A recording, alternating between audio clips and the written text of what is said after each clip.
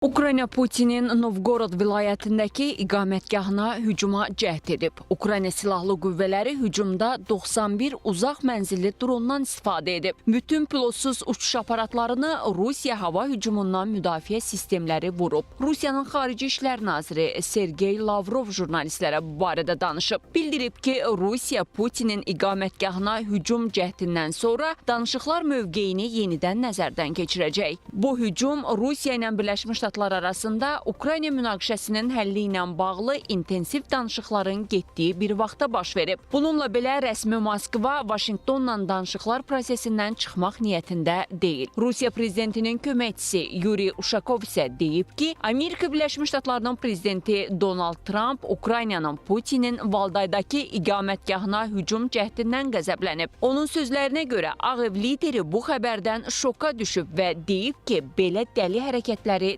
təsəvvür belə edə bilməz. Ukrayna prezidenti Volodimir Zelenski isə Ukrayna Silahlı Qüvvələrinin Rusiya prezidentinin Novgorod vilayətindəki iqamətgahına hücum cəhdi ilə bağlı deyilənləri təksib edib. Hazırda Rusiyadan çox təhlükəli bəyanatlar səslənir. Açıq şəkildə Birləşmiş Ştatlar prezidenti Donald Trump'ın komandası ilə birgə sülhə yaxınlaşmaq üçün gördüyümüz işlərin nəticələrini pozmağa yönəlib. Bu anda Rusiya tərəfi güya hansısa iqamətgaha zərbə endirilməsi barədə açıq-aşkar saxta bir hekayə uydurub. Məqsəd Ukraynaya, o cümlədən Kiyevə qarşı hücumları davam etdirmək və müharibənin başa çatması üçün zəruri addımlardan imtina üçün bəhanə qazanmaqdır, deyə Zelenski Telegram kanalındakı paylaşımında qeyd edib.